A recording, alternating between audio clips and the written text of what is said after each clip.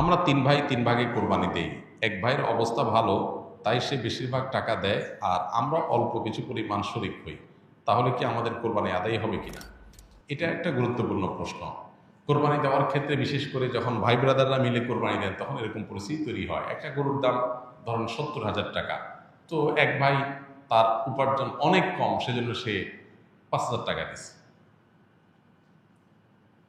আর বাকি টাকা যেটা আছে সেটা হয়তো বাকি ভাইরা দিচ্ছে। কোরবানি হবে কিনা? উত্তর হলো কারোর কোরবানি হবে না। কোরবানিতে যে কোনো একটা পূর্ণ অংশ নিতে হবে। 7 ভাগের একটা পরিপূর্ণ অংশ, 7 ভাগের 1 ভাগ, 7 ভাগের 2 ভাগ, 3 ভাগ, 4 ভাগ, সর্বনিম্ন 1 ভাগ নিতে হবে।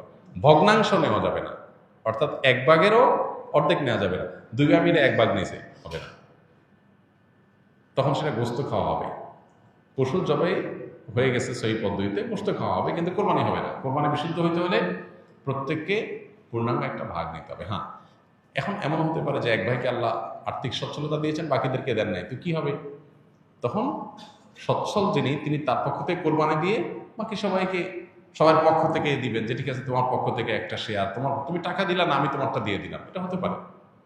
অথবা আরেকটা হতে পারে যে ঠিক আছে, তুমি অল্প টাকা কামাই করছো, মাত্র 5,000 টাকা আছে, তুমি টাকা না দিলে তোমার কাছে ভালো লাগতেছে না, তুমি টাকা দিলে তোমার কাছে খুশি হবে, তো সেক্ষেত্রে 5,000 টাকা তুমি আমাকে দিয়ে দাও। এটা কোরবানির শেয়ার না।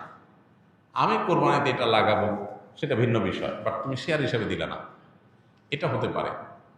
প্রবাসীরা অনেকে একটা কাজ করে, বিশেষ করে মিডল ইস্টে যারা থাকে, অনেক প্রবাসীরা কোরবানিদের দিন নিজেরা একটা ছাগল জবাই করে। তো রুমে 5 জন থাকে, এখন 5 জন মিলে একটা ছাগল জবাই করলে ওই ছাগলের টাকা তারা ভাগ করে। এই যে এক ছাগলে কয়জন শরীক হতে পারবে, কয়জন কোরবানি দিতে পারবে? একজন। ভগ্নাংশ দেওয়া যাবে না। তাহলে একজন কোরবানি দিলে রুমের যে কোনো একজন কোরবানি দিবে, তো বাকি 4 জন তারা কি বসে বসে খাবে? গোস্ত তো সবাই খাবে।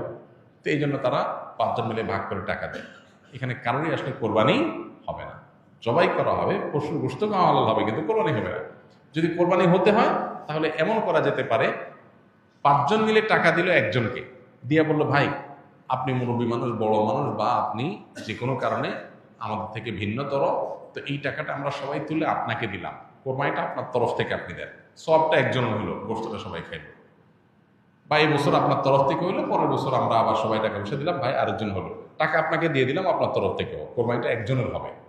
ঠিক একইভাবে গরুতে ভগ্নাংশ, এটার ভাগ এভাবে আপনার শরীক পাওয়া যাবে না, পূর্ণাঙ্গ একটা অংশের শরীক হতে হবে, তারপরে কোরবানি বিশুদ্ধ হবে।